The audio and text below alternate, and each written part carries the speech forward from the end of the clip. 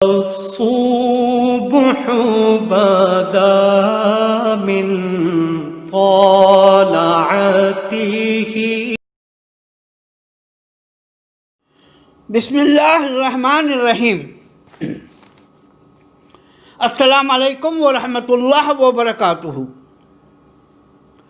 حضرت ادریس علیہ السلام اور آپ کی موت کا احوال. صحیح بخاری و مسلم کی حدیث میں رسول اکرم صلی اللہ علیہ وسلم معراج کی شب حضرت ادریس علیہ السلام سے ملاقات کی. حضرت ادریس علیہ السلام کے دربار میں فرشتے آیا کرتے تھے. حضرت اسرائیل علیہ السلام ملک الموت کی بھی آمد ہوا کرتی تھی. حضرت ادریس علیہ السلام ملک الموت کو یاقی یعنی بھائی کہا کرتے تھے. حضرت ادریس علیہ السلام اسرائیل علیہ السلام ملک الموت کو یاقی میں موت کا مزہ چکھنا چاہتا ہوں، تم میری روح قبض کرو تاکہ اللہ کا ذکر بہت زیادہ کروں. حضرت اسرائیل علیہ السلام نے روح قبض کی، بعد اس کے واپس روح لوٹا دی. آپ ادریس علیہ السلام زندہ ہو گئے. بعد اس کے حضرت ادریس علیہ السلام فرمایا یا آخر مجھ کو جہنم دکھاؤ تاکہ خوف الہی زیادہ ہو. چنانچہ جہنم دیکھ کر داروغ جہنم مالک کو کہا کہ اس کا دروازہ کھولو، میں اس میں سے گزرنا چاہتا ہوں. ادریس علیہ السلام جہنم میں سے گزر گئے. اس کے بعد حضرت ادریس علیہ السلام حضرت اسرائیل علیہ السلام ملک الموت سے کہا جنت دکھاؤ. جنت کی سیر کی. تھوڑی دیر کے بعد حضرت اسرائیل علیہ السلام نے پکارا یا آقی آپ باہر تشریف لے آئیے. حضرت ادریس علیہ السلام فرمائے میں یہاں سے نہیں جاؤں گا. اللہ تعالیٰ فرمایا کل نفس ذائقۃ الموت، میں موت کا مزہ چکھ چکا ہوں. اللہ تعالیٰ فرمایا وَإِن مِّنكُمْ إِلَّا وَارِدُوهَا، ہر شخص کو جہنم پر سے گزرنا ہے تو میں گزر چکا ہوں. اب میں جنت میں پہنچ گیا ہوں. اللہ تعالیٰ فرمایا وَمَا هُم مِّنْهَا بِمُخَرَّجِينَ.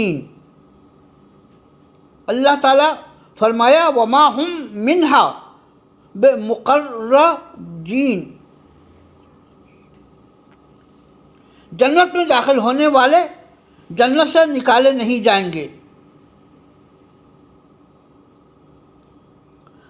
اللہ تعالیٰ اسرائیل علیہ السلام کو کہا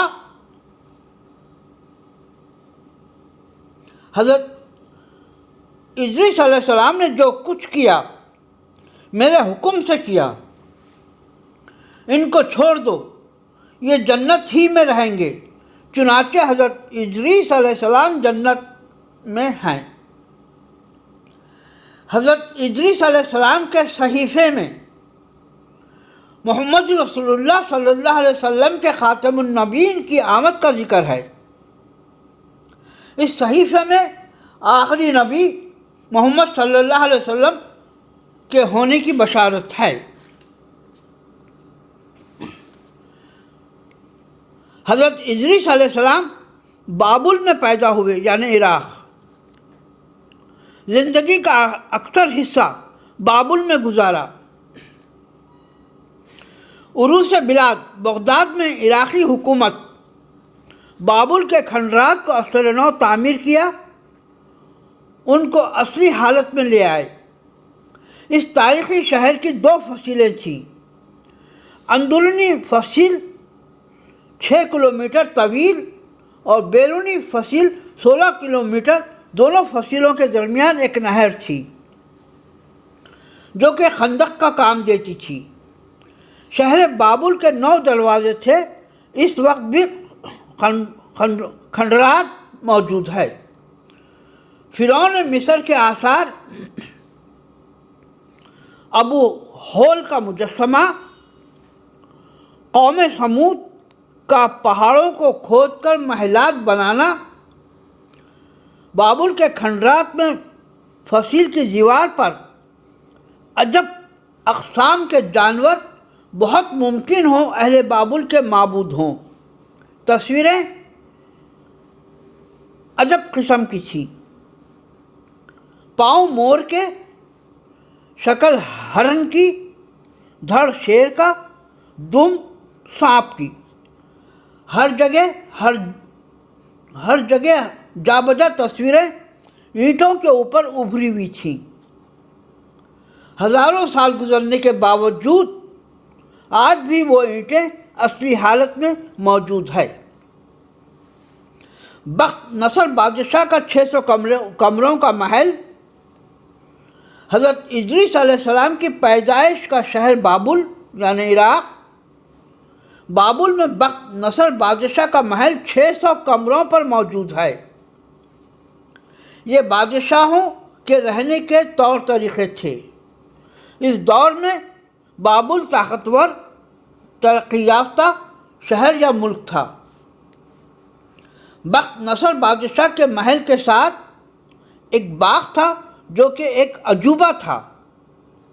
امریکہ، فرانس، جرمنی اس قدر ترقی یافتہ ہونے کے باوجود بخت نصر کے محل کا باغ جو ایک عجوبہ ہے بنا نہیں سکتے، نہ ہی اس کی اصلیت کا پتہ چلا سکتے۔ باغ مولخ ہے، اس میں درخت الٹے لگے ہوئے تھے۔ بخت نصر اپنی بیوی کی خوشنودی کے لیے 600 قبل از مسیح میں یہ باغ تیار کروایا تھا۔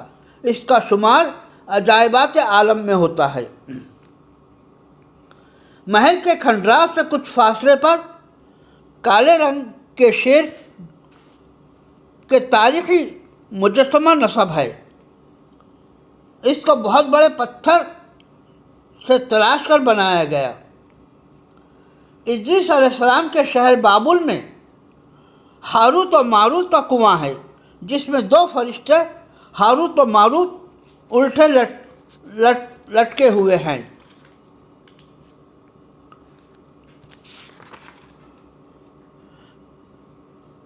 کنواں ہاروت و ماروت، تاریخ و قدیم ملک بابل موجودہ عراق کے کھنڈرات میں وہ کنواں اب تک موجود ہے جہاں ہاروت و ماروت لٹکے ہوئے ہیں۔ یہ شہر دریائے فرات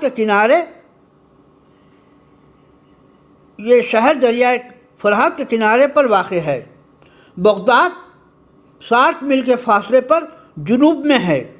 قرآن کی سورۃ بقرہ رکوع 12 میں ذکر موجود ہے۔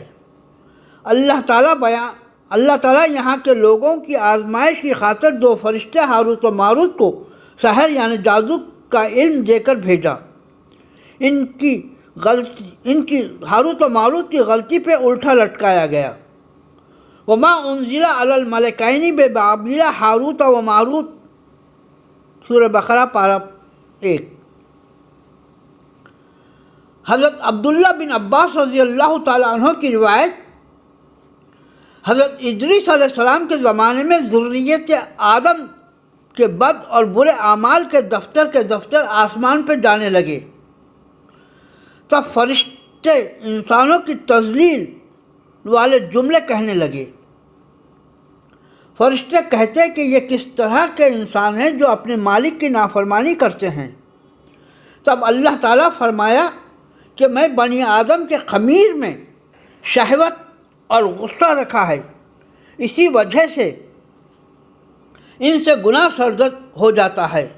اللہ تعالیٰ فرشتوں کو کہا کہ اگر میں تم میں شہوت اور غصہ رکھوں تو تم بھی ایسا ہی کرو گے۔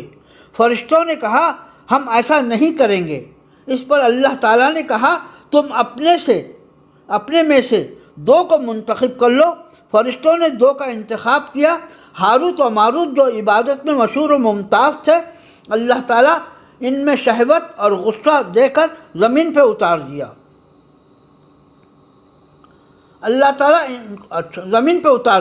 ان کو زمین پر روانہ کیا کہ لوگوں کے مقدمات سن کر عدل و انصاف سے فیصلہ کریں اور خود بھی شرک اور خون ناحق اور شراب سے دور رہیں۔ ان دونوں فرشتوں کا معمول تھا صبح سے شام تک قضاء اور عدل کے کام میں مصروف ہوتے، شام کو اسم اعظم پڑھ کر آسمان پہ چلے جاتے۔ یہ عمل 1 ماہ تک جاری رہا۔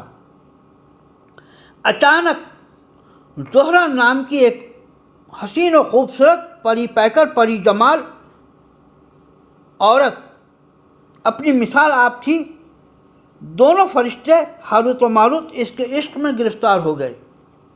اس عورت نے کہا، تم لوگ بت پرستی اختیار نہ کرو، میرے خاوند کو قتل نہ کرو اور شراب نہ پیو، میں تمہارے پاس نہیں آ سکتی۔ اس عورت یہ جملے طنزاً کہا۔ دونوں نے مشورہ کیا، یعنی ہاروت و ماروت، کہ قتل و شرک گناہ عظیم ہے، شراب نوشی کر لیتے ہیں۔